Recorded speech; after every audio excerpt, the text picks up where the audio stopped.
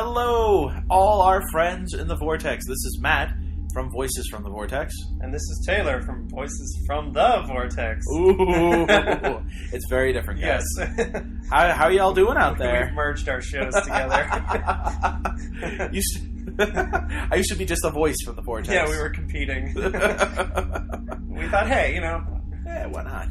So, guys, hey, how's it going out there? This is your July podcast. Yes, this is episode 13. Oh, dun, dun, dun. No, sir. 13!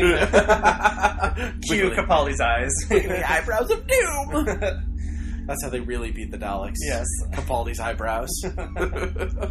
Our one weakness. Exterminate all overgrown hair! So, last time, we're going to get some news and stuff in a second. There's a lot of cool stuff that they've been putting out, what we're going to talk about. But last time we said we were going to talk about the Dominators and the Mind Robber. Well, forget all that. We did. Paradox here, people. We did not do that. We went back in time and stopped ourselves from saying that. Yes. We have some exciting news about the podcast. We're going to be doing some changes. So let's do the news, and then we will... So you guys can... Sounds good. The anticipation. What's the news going to be? Ooh. All right, so... Some really cool stuff has been going on. Let us just say, for the first time now for this season, we have a teaser trailer. We do. Woohoo! I mean, we had the one that was... That was a teaser GIF. Yeah, it was a GIF. It wasn't a trailer. It was a 3-image GIF. Yeah, he just... No lines or anything. It's like Stephen Moffat just got on Tumblr and decided, I'm going to make a gift set for this. And that's what we got. That's what we got. So, but we had the date, which was August 23rd. August 23rd. Well, we had August from the GIF. August from the GIF. Now August 23rd. We have a date. People. Oh, yeah. I know. It's very exciting. The trailer's kind of neat. It's the same sort of GIF almost. It starts with that sort of TARDIS exploding, but it like closes up on his eye, and he says... Right. Clara, be my pal. Am I a good man? And then, that's her responding and saying, she's in his eye. Yeah, right. She's, I don't think I even know who the Doctor is anymore. Dun dun dun dun. Right. So it's kind of that sort of Rose paradox that she had to go through. Yeah. When she was when he changed to Tennant, it was like everything's new. New Doctor, new rules, new Doctor. Yes. New Clara. New Clara. So yeah, and so then August 23rd is at the end. And also, and this is one of those things that I'm glad that they announced. The premiere episode, the first episode for season 8, will be feature length. So I'm assuming that's 2 hours. It could be 1.5, I guess. But right. It could be Day of the Doctor length. But I'm going to go ahead until I see otherwise. Probably about 2 hours. Yeah. Probably movie length. That's really cool. That's great. That's just more Doctor. And we're not sacrificing any episodes for this. Exactly. It's just that's the length it is. Well, and normally they break it up maybe like they did with the Impossible Astronaut, Day of the Moon. Right. They broke it up into 2. No, we're getting it all as episode number 1. Right. And if to be believed from the stuff they've already said, episode 2 will go right into the Daleks. That's what they've been saying. So I mean, we'll get more Doctor up front, brand new Doctor, brand new everything, and then we're going to get Daleks right off the bat. Capaldi and the Daleks. Capaldi and his wiggly eyebrows of doom and the Daleks. Yeah. So that's great, and maybe it'll be like the thing where there's like no commercials.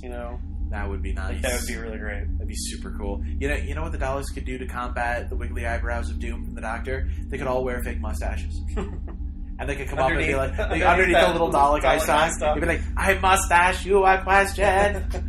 Just be right under the eye stalk. That's perfect. I know what my Halloween costume's gonna be. Cabal's like, do you mind if I browse around here? Facial hair puns. There's a nose way. Wah, wah, wah. So we don't know much about the first episode. The Paternoster gang, they say, is going to be back. That's really cool. There's the whole thing we've learned about where it's like the phone call from 11. Right. Right, so we have that. Tells her to trust him.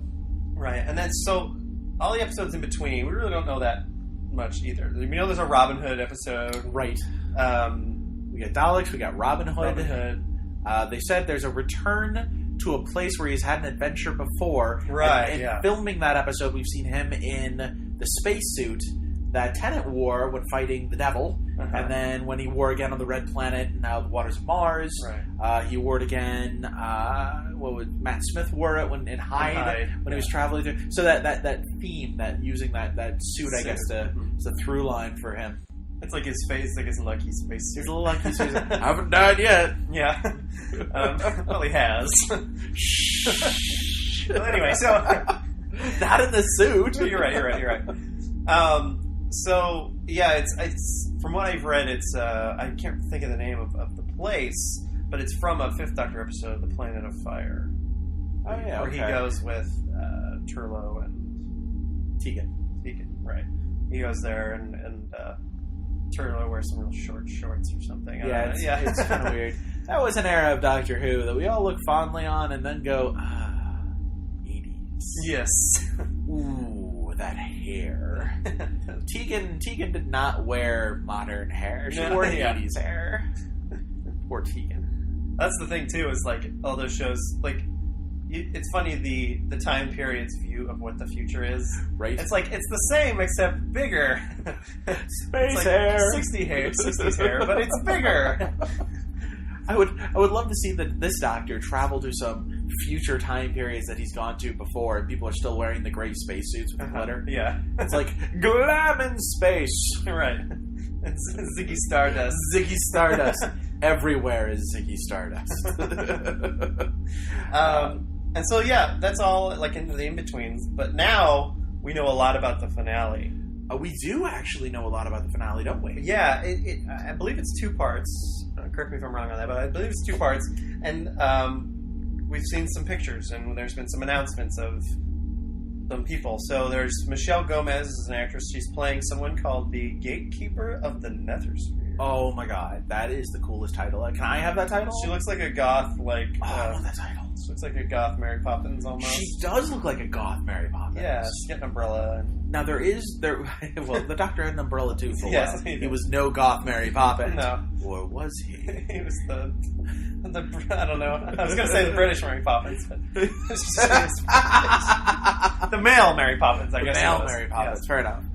No, actually, what I'm really excited, I saw a gift set on Tumblr where they were showing like little, I guess from filming, someone was far away and getting some filming in of it, but there's a scene, because Kate Lethbridge-Stewart is in it. Yes. I guess the return of Unit. Kate, and Osgood. From Day of the Doctor. Which is great that she's going to be on the show, on the TV show now. But no scarf. No scarf, but she's wearing a bow tie. And the chucks. Which is really, really cool. It's like she's inspired by every Doctor. Well, he kind of hit on her a little bit. Well, they both kind of hit on her. Let's be honest. She's kind of cute too. So it works. No, we're gonna see them, of course. And the scene that I saw, this gift set, was the Doctor was talking to the gatekeeper of the Nether Realms, the Nethersphere, and anything with Nether. The Nether something. Perfect. The Nether everything. The Nether universe. It's a Nether universe. Zing! The Nether conference room. The Nether conference room. This is the Nether chair. That's the Nether television. This is my Nether living room. He was talking to her, and I guess Unit captures her. Like, she's cuffed or something. Unit takes her away, and all of a sudden the Doctor convulses and falls over, and he's on the ground, and he's reeling, and Osgood runs to him, I guess. And it looks like, as he's still on the ground, Osgood gets up, and her and Kate and all the Unit people look up in the sky as if something's happening. Right. So I don't know if that's maybe, because we've seen one other picture that has the Cybermen in it. Yes. And that's kind of exciting because maybe it's the Cybermen are arriving. Cybership invading, like the second Doctor, the Invasion. Maybe something similar to that. Now, there has been... did you see the one about the faceless Cybermen? Did you see that post? No, I didn't. So, apparently they were filming. All of the Cybermen had faces on, but one didn't. And they kept rushing Clara out of the scene and bringing her back in, and they had to keep putting her makeup back on. So they were filming a scene with a Cyberman without a face, and I guess someone was watching this and trying to record it until they pushed them back far enough they couldn't. But they say they were reporting that Clara was saying something like, "Don't you remember who you are?" or else remember who you were. Uh-huh. So someone in that cyber suit is someone maybe being converted that she knows. And I'm wondering, and I'm thinking, we haven't heard much about who Danny Pink is. Yeah. Maybe this is Danny Pink's story. Yeah. Just throwing some rumor out there. Yeah. So he works with her at the Coal Hill School. Pretty ballsy to introduce a character and then like kill him right at the at the end of the season. Right? Yeah. Just like a Moffat move. Yes. Actually, it's funny that the Doctor convulses and falls over because not just Moffat, but like Doctor Who likes to make the Doctor almost die in the finales of the seasons. You know what I mean? They really do. Yeah, I mean, like Matt Smith, he had to go in the Pandorica, right? And then, like in the last one, he was like, "Is he going to die on the beach?" And, right. Yeah. So, or even in season 7, he was going to die because the Great Intelligence went into his time stream and was killing him. So. Yeah, it's like and they've done it with Tennant. He was the Master turned him old. Mm-hmm. Or I'm trying to think, another really good ending where the Doctor. I don't know. I guess it's all Matt Smith. It's mostly Matt Smith, I think. Damn it, Moffat. I was going to say Doomsday, but no. No, that's Rose. They kept doing the Rose thing. Yeah. And the Master. Season 4. Oh, the Regeneration. Season 4. Oh, right. False Regeneration. Well, no, it was a Regeneration. He just didn't. Vanity issues. Yes. So that was a big one. That was I know I've said this before, but if anyone was watching at that time week to week and you saw that episode and then there wasn't a preview for 6 days, you were throwing stuff across the room. Like, what are you doing, Davies? What are you doing? Yeah. I can't even imagine. It was nice for me because I was like, oh, next episode. What happened? Oh, and it's in the hand. Oh, well done. Well done. Actually, Moffat does. He likes to kill people. He likes to not kill people as often as possible. His big stories where everyone's like, oh, they're dark stories. Nobody ever dies in them. Mm-hmm. Nobody dies in the Are You My Mummy story. Right. Nobody dies in the in Blink. Nobody dies. Really? Nobody dies in the library. But he does kill everybody in the library one. And that's where I say, this is where you could see what Moffat was doing, because he killed River Song the first time we met her. Uh-huh. Son of a bitch. You're like, this guy, he's taking over the show? Who let this know? But he lets people live. Yeah. He does. He's a big fan of that, so. Yeah. Well, and what was the report about his... He had a quote about what he has for next season. Oh yeah, he said. I saw an article that said he had he goes, I have the best idea for the cliffhanger of season 9, and I was like, season 9? Don't tell me that, because now the anticipation for 2 years from now. That's good though. Yeah, you want that. It's we got that from remember the first episode of season 5. Uh-huh. Do you remember you weren't watching it at the time like that. You weren't watching week to week. Right. But for that very first episode with the cracks in the wall, the Pandorica will open, silence will fall. From that first episode, everybody and always through all of Matt Smith's run was going, what the hell's the silence? Mm-hmm. Why will silence fall? Yeah. Will the silence fall? What's going on? Yeah. The Pandorica was just a season. Yeah. The Silence Will Fall was 3 seasons. Yeah. And a couple specials. So maybe this is his way of building, because maybe he doesn't have multi-story arcs like he did before, which would be okay. Yeah. I'm okay with that. Now, I will say this. There's a really big thing that he put up on the internet recently, and I don't know if this is Moffat trolling. I don't know if this is because he's got something planned, but I think this is something that we need to talk about. Oh, yes. Moffat has challenged all of the Whovians to find definitive proof where in the show they first give us absolute 100 proof that the Doctor isn't human. Mm-hmm. There's a lot to read into this. Here's my thing. I think he just wants people to do work for him. I think so too. He's like, you guys have computers and stuff. You guys look it up. I'm busy with Sherlock. And he's got 3 episodes to make. They're long episodes. So busy. There's a Christmas special coming out. Yeah. Or something. Special. I want to start by saying this. I'm a full believer that the information they've given us about the Time Lords and about Gallifrey, all the stuff they've talked about, and we'll talk about here in a sec, is accurate enough. Mm-hmm. I think they've left a lot of wiggle room in life in this show, which you need to, because this is a show where it changes, and if someone wants to make a change, they need to find a way that they can. Oh, I wasn't really dead. I was just, unconscious. Pretending. Yeah, I was asleep for 1,000 years. So here's the thing. Let's go over a couple of basic pieces of information, because I'm going to say something very unpopular in the Doctor Who community right now. I think the Doctor is half human, and I don't think it's out of the realm of possibility that someone from Gallifrey could be half human for a couple of different reasons. So let's go over some of the stuff we know. Okay, here's the stuff that has been set down about Gallifrey and the Time Lords. First things first. Gallifrey is a planet, and the Gallifreyans who live there were not always Time Lords. They have two founding members of their society, Rassilon and Omega.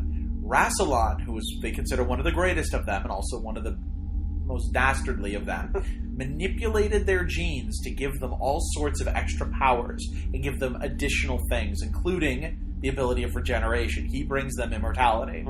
Omega harnesses a black hole, giving them the untempered schism and the power to create the TARDISes. So you have two characters who altered the Gallifreyans themselves. Okay, that's the first piece of this. Here's the second piece. Time Lords aren't Time Lords. That's not a race. Right. It's a political structure on Gallifrey. The Time Lords go to the Academy. They're Gallifreyans who are trained to use their powers and become sort of the political power of Gallifrey. The Time Police. And the Time Police, very, very, very close to it. So, a Time Lord is just a person from Gallifrey, more than likely, who has these extra powers, who has trained themselves on these extra powers. In what they've said in continuity, and the Doctor has said a lot of this, and there's a lot of reason to believe that he hasn't lied about a lot of this. He lies about a lot, but maybe not this. It has been said that the Time Lords have existed long before humanity was here.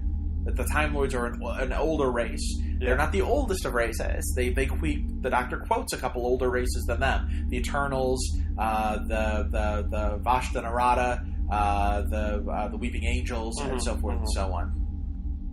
But the Time Lords are an old race. The Doctor makes a quote that he's half human on his mother's side. Right. We don't know how Gallifreyans are born. This is in the movie. But it's still in continuity. Yes, it has been decided it is, but people used to say, well, no, because it was in the movie that wasn't really... So you know what I mean? So let me give you some right. I'm not saying I disagree with you. I'm not saying I disagree with you. The Doctor's bad at being a Time Lord. Yeah. Right off the bat. He's not good at regeneration, which is apparently something you learn at the Academy. Plenty of other Time Lords are good at it. He went to the Academy with quite a few other teachers who have all said he's bad at being a Time Lord. It goes back to the 6th Doctor and the Twin Dilemma, the first 6th Doctor episode. He has a mentor of his who he meets, who even says that he was a terrible student. Well, I know there's a thing, too, where Romana says, I passed the test and he didn't pass or something. Yep, yeah. Romana looked up his statistics, his reports, and he was never good at it. He meets one of his favorite teachers in The Deadly Assassin, and his teacher tells him that he was a loser, that he was a dropout, that he was the worst. He'll never amount to anything. And then he became president of Gallifrey. Yeah. So, there's that. Just keep in mind, he's bad at being a Time Lord. Right. The Doctor talks about having been born on Gallifrey, and he talks about the hills of Gallifrey, and even talks a little bit about growing up, and it looks like he grew up with the Master, that they knew each other before the Academy, though years later the Master would say, would you believe that I went to the Academy with you? And the Doctor doesn't recognize him right away. So it's possible that the Doctor is a Gallifreyan who went through the Academy, probably shouldn't have. It sounds like only the best of the best Gallifreyans who have the most control go to the Academy in the first place. Well, maybe because he is half human. Maybe he wasn't. Maybe because he's half human. Maybe because a Gallifreyan falls in love with a human woman, and they have a kid. Hercules, right? kind of. So it's possible that the Doctor's lineage actually is human. So that's one interpretation of it. Here's another interpretation. We have no earthly clue who the Gallifreyans are. They could be an offshoot of humanity. Sure. They could be a version of humankind. Or humans could be a version of us. Yeah. Who knows? The Gallifreyans were warlike in their nature before Rassilon came along, and there were thousands of years of history. They call it the Dark History. So maybe Gallifreyans traveled all across the universe, settling on different planets. Mm-hmm. So we don't know if the Time Lords, if the Gallifreyans are or aren't part human, or if humans aren't a piece of Gallifreyan, or what. But it's always possible that there is a link between the races, or there's a link between the Doctor and humanity through his lineage, through his parentage. Right. Personally, I think that's where Moffat's going to go with it. You know what I think? I think Moffat likes to answer the questions we don't know yet. You know, how did we go from 8 to 9? Well, I'm going to answer that question. Not only am I going to answer it, I'm going to take a left turn, and throw in another one in there. It's stuff that's happened off screen that we don't know about. So what? This whole thing of there's a continuity error. He's trying to solve it, and he's like, I'll be the one to solve it. Well, and here's where he becomes probably the cleverest of showrunners Doctor Who has ever had. He's not looking to write stories and invent new questions. Mm-hmm. He's looking at Doctor Who saying, what's a question we wouldn't ask because we take it for granted? And that's what he answers. Yeah. We take for granted that 11 was 11, but he wasn't. Right. He was the last of the Doctors. Yeah. We take for granted that we know who the Doctor is and where he comes from because the Doctor said stuff before about it. He has a quote to Sarah Jane. He's Spider-Man. Spider-Man. He has a quote to Sarah Jane in the Pyramids of Mars, where Sarah Jane says something about humanity, and he says, "I'm not human. I walk through eternity."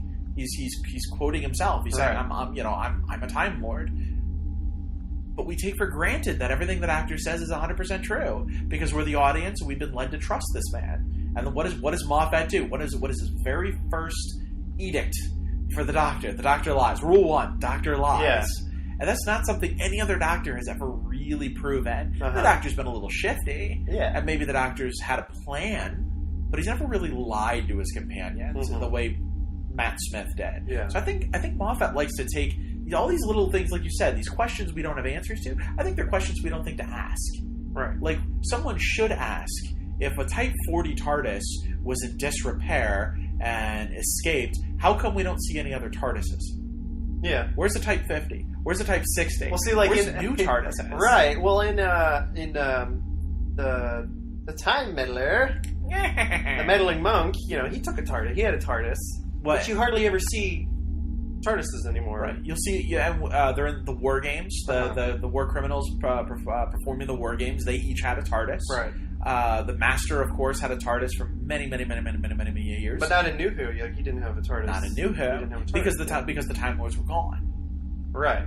However, now that they're back, what's the difference? How will we see what a new TARDIS looks like and how it acts? Yeah, we've point. Yeah, we put down new rules for the TARDIS too. Stuff that we never thought about from the old show. The old show was the Doctor flew it, but it was all mathematical. He had to input coordinates, and it took a while to get time places. Machine. That's about it. It doesn't do much else. But now we're seeing, and he always, he always said stuff like "she understands" or "it's alive," but the Doctor was not very good at flying the TARDIS in the early days. He didn't really understand it. Again, failed out of the Academy. So what would a Type 50 TARDIS be like? What would a new TARDIS be like? And those are the kind of questions. Every time a Moffat episode happens, those are the things I'm thinking in the back of my head. Ooh, is he going to address this today? Are we going to talk about, what was Gallifrey before the Time Lords? And what did they do? Did they spread out across the universe? And is that something we should be looking at, thinking about? It's I think eventually, he'll get to the Master eventually. I think, and I think the Master and Capaldi would be good. It'd be a good match for Capaldi, for him, a foe for him to deal with. And I think he'll think, I didn't write. He'll say, it was Russell T Davies who wrote. Well, the Master shoots them with electricity, and it seems that he went with them. Yeah. But then when it's Moffat's turn to answer that question, what really did happen to the Master, we're going to get something totally out of left field, something totally crazy about what actually happened. And I think that's where he gets most of his There are still some questions that I think Moffat's gearing up to answer. Yeah. And one one of the reasons so many people say, oh, the Ranni's coming back, and oh, the Valyard is coming back, and oh, the Master. I mean, not just because they're good villains, and because they should be there. Because he got Gallifrey back. Right. Let me ask you this. It's stated about the Valyard, who was the evil incarnation of the Doctor, born from the Matrix, between his 12th and final incarnation. Which means between Tennant and Smith. During that final I don't want to go moment, and that regeneration, a version of the Doctor was created on Gallifrey in the Matrix. An evil version. All of his evil, negative emotions, an alternate universe version if you want. And that version puts the Doctor on trial and survives. He escapes to live another day. Why did that happen? Yeah. And it was not... Was it born from Tennant's refusal to go? Was it born from his will, his insistence that he should survive? Well, and when we see this in the old show, it's probably like they thought, well, I don't know how long this show's going to go. We can say between his final regeneration, right? And that's for the end of whenever this show decides to end. We won't have to think about it, but we've gotten to that point now. We there and past it with Tennant, and it wasn't addressed at all. So that's another thing he could go back and say, well, this is what actually happened when Tennant regenerated. Exactly. Yeah. So little things like this, the things he can go back and say, Russell T Davies set up, what happened to the Master? Maybe that form of the Master did die. Maybe when he was sent back to Gallifrey, John Sims' Master burned itself out. But you forget, the Time Lords resurrected him for the Time War, right? And he ran away and forced a regeneration, whether he had that ability to do so or not. Maybe there's another version of the Master that survived. Maybe they didn't just bring one Master back. Maybe they brought back 100 or 1,000. Yeah. And each one died over and over again during the Time War. But one other one might have survived. Yeah. There's so many crazy possibilities. He's used technology before to gain other people's appearances. Maybe on those final moments, he imprinted himself onto Rassilon and becomes Rassilon. Right. Well, here's a really popular theory that I don't think I agree with. Is that people think Danny Pink is going to end up being the Master, and I'm just like, maybe, but I don't know. That's not a. I don't think we should do that. I don't think we should. I don't think we should either. Every new character that comes onto Who, right? That's the Master. That's the problem with regeneration. That's one of the problems with regeneration. You don't know. Any character, you're like, it's the Master, and even if it's a female, you're like, it's the female Master. Like it's not.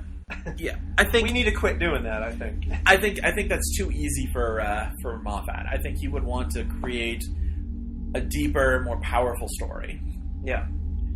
So we've got a lot to look forward to in this season, and I think we have a lot to look forward to just for the future of Doctor Who. I think this is really a good beginning. I think it is too, and I'm so excited for Capaldi. Yeah, like we haven't even seen that much of him, but for some reason I am so excited. And like I saw a T-shirt of his outfit. Yeah. Like a costume T-shirt, and I was like, I want that. Like he hasn't even been on the show yet, and I'm like, I want that shirt so bad. I'm so excited. I don't understand where this is coming from, but I mean, it's going to be a lot of cool stuff. I hope I'm not let down. I guess I don't think you will be. I don't think any of us will be. I think Capaldi's really going to bring something new to it. Like you said, Moffat works on Sherlock. He makes Sherlock, and he wants to make the Doctor a little more Sherlockian. He wants to make it a little darker, a little more mysterious, a little less running around and being more sexy. Figuring it out, like in the old... Exactly. Like in the very old classic Who. There wasn't a lot of action, and he had the other people do the action. And he was the one who walked around and then at the end went, aha, I knew it. Exactly. Right. And I think we're going to get that. I really do. I think Moffat's bringing all this experience he's done in the first 3 seasons of Sherlock with him. I think we're going to get this really deep look at how the Doctor can be something new, how he can be something we haven't really seen before. This is a whole new regeneration cycle, and as far as the Doctor's concerned, he doesn't have to carry his past 13 lives with him. Right. He can be a new version of him. Well, and Moffat says that, where Matt Smith was young and played old, he says Capaldi is old, but he's playing young, which would be fun, too. That'll be really interesting to see. Those eyebrows. Those eyebrows. At least he has eyebrows. Like Matt Smith had none. Fair enough. A little less chin, a little more eyebrow. A little more eyebrow. It's like we just keep switching. Give and take. Yeah. It was a balance. Tennant was all hair.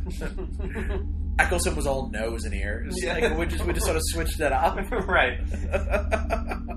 You have none of the other and all of the one. Right. It's like you don't get a choice. Oh, well, I think that's it as far as news-wise. I haven't heard anything else that I can think of. Yeah, nothing notable. I mean, I know they've listed a whole bunch of other people who are going to be in the show, and that's exciting. I'm excited to see it all. It's nothing that jumps out. We've already talked about it. There's that one episode that's going to have, she's like a banker or something. Oh, she's supposed to be a great villain. And I don't know. So, and then we got the Queen of the Nethersphere, whatever that is. Yeah. Gatekeeper of the Queen of the Nethersphere just sounds so much cooler. Consultant to the Nethersphere. Middle management to the Nethersphere. HR appropriations bill to the Nethersphere. What? Congressional aid to the Nethersphere. I'm excited to see how all these characters work together, and I'm hoping I want to see each episode be different, but I also really, really do miss the through lines for the season. Yeah, because season 7 really didn't have one. It was Clara was the through line. Well, and I'll tell you what, which was okay, but there is a through line that's a little harder to see. It's not obvious. Every episode, it seems like, dealt with finality. Dealt with death and the end of life. Asylum of the Daleks, they're at the end of their life. That's just where they're put because they're no longer any use to anyone. Dinosaurs on a Spaceship, they're no longer they're no use to Earth, and they've been sent off into space and they're coming back. But it's where else could they go? It's sort of their final ride. Right. You've got any Wild West stories about death, and it's about finality, and it's about what does this Jax do? Now that he's created this monster. Well, he was worried about being haunted by the people he mutilated or whatever when he died. Worried about that. And the gunslinger himself is like the last of his kind. You've got the Power of Three, which is about stopping their travels, about ending it, about giving up on being with the Doctor for a normal life. And you have, of course, the Angels Take Manhattan, which is all about death and about finality and about what happens when you travel with the Doctor. The Snowmen, again, it's about the end of an era, the end of humanity for the beginning of a new one. The Bells of St. John is all about changing what we are and putting us into the web, and the greater intelligence upgrading all of us. So it's the end of humanity. And I know that's a common theme. I know it's kind of a cop-out to say, well, it's Doctor Who's theme is about the end of humanity. But no, it's every episode dealt with finality. Yeah. All the way up to the Name of the Doctor. When you finally got to Day of the Doctor, that was it. That was the shining moment. Everything led to the fall of Gallifrey. And then the Time of the Doctor is the death of a great man. And so it's season 7 to me is sort of the darkest of all the seasons, and that was the through line. It was harder to see, but it was the theme that the Doctor's life is ending. So is everybody else's. So is everything. Yeah. And we all just have to deal with it. And that's really that's a tough pill to swallow. That's a neat theme to talk about. Yeah. But I think there was always, starting with Day of the Doctor, there was this glimmer of hope. Yes. This glimmer of new beginnings. Yep. When Tom Baker walked out and talked to Matt Smith at the end and said, if I were as young as you or whatever, you've got much to do. But what was his final statement, though? What was the last thing the Doctor said? I finally have what is his dream? I finally know where I'm headed, where I've always been headed, home, the long way around. Right. And what do we associate going home with? The end of everything. When we finally go home. That's it. That's where we've been searching for all along, even if we have to make it ourselves. Right. But yes, Tom Baker. There's nothing about Tom Baker that doesn't shine just hope in your eyes. Any man with that much charisma has to give you hope. And then the regeneration, it goes to Capaldi, and it's like starting over. It is. He doesn't know how to fly the TARDIS. Exactly. So right away you've got it's everything ends on Trenzalore. Gallifrey to Trenzalore, and that was that. But yeah, that's up to season 8. That's we have a whole new theme now, and that could be where do we start from the beginning? From Trenzalore to Gallifrey. Wah, wah, wah. I really love the from Gallifrey to Trenzalore line. I think that's great. Yeah. I think that's such a beautiful I don't know what to call it. It's a beautiful piece of Doctor Who. That's yeah. I know I've said it before. It's so Doctor Who. Yeah, the name of the Doctor was really good. It was very good, and it's hard to. I mean, everyone's was all about that the cliffhanger. You know, John Hurt. What? You know, but you know, if you look at the stuff before that, there's a lot of. There's a lot more that happened. Yeah. Well, we got some changes. That you we waited long about. enough. All right, listen up, guys. All right, this is exciting news. Starting in September, with our monthly podcasts, we are rebranding into the brand new Voices from the Vortex. We are going to see some new features and some new segments added into our monthly podcasts. We will continue to do the weekly ones as the new Doctor Who's come out. But the monthly podcasts will be reviewing classic Doctor Who stories. Yep. It will also feature sponsors from in Doctor Who's universe sponsors. Yes, we're excited about our sponsors. Actually, some pretty cool stuff, actually. We're looking at, by the beginning of next year even, we're going to see a brand new radio play called An American Doctor Who, which will all be done with American voices. And an American-style story for Doctor Who. Mm-hmm. A little radio play for you guys that you can follow along with for the course of 2015.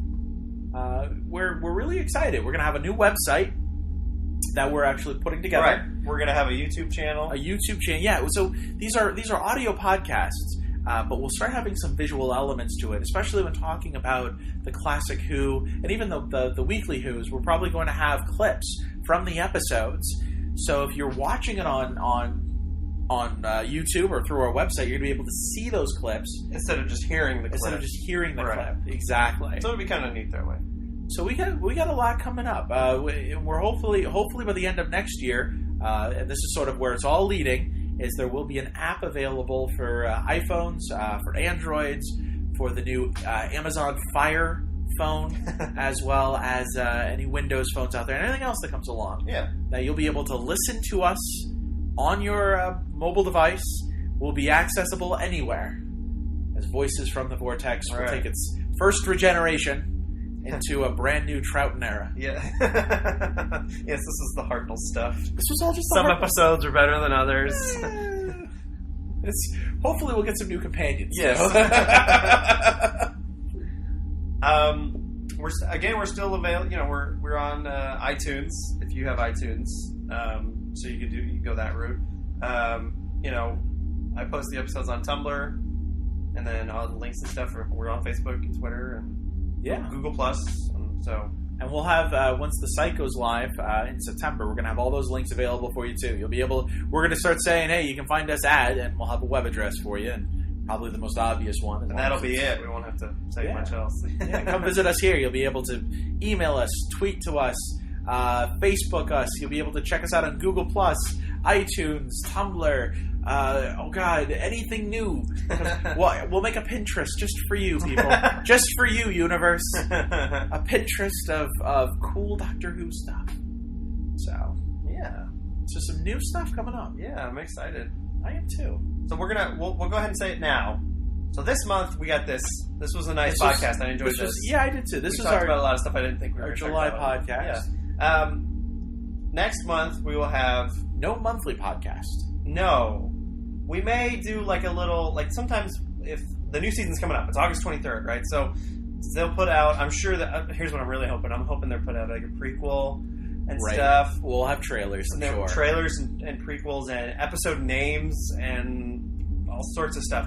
So when we have those, we'll do a little short podcast, sort of talking about, in anticipation. Right. And so then build to. And then August 23rd, it'll be we do, if it's like it was last year, it was on Saturday, we record the next day and then we put it out the day. It'd be Friday. This is when it would come out. Right. So it's the Friday before the next episode. So we'll have the first episode will be Saturday, August 23rd, and then we'll have a brand new Voices from the Vortex for you guys the Friday before the next episode. Right. So then each Friday after that, they'll keep going with the next episodes, and near the end of September, we'll have our first super duper awesome monthly podcast. New Voices from the Vortex. New Voices from the Yes. Vortex. Season 1, Episode 1 of a brand new Doctor. Yes. Coming to all of you. So, yeah, I'm excited. I'm excited. We've been talking about this for a while and getting plans together. And we've been recording a lot of stuff, guys. We're going to have promos and things. It's going to be so cool. Cool. All right. Well, hey, listen, thanks for checking us out this month. We apologize for there being a severe lack of a June podcast, but we're hoping this makes up for it. Yes, I think so. And we'll get back to reviewing some classic Who's in September. And the first one we're going to do the Enemy of the World. Yes, it's very, very good. Oh yeah, exciting. So good Trouton episode. You guys are really going to enjoy that. All right, guys. Thanks for listening. Have fun, and we'll see you in the month of the Doctor. Yeah. Bye. See ya.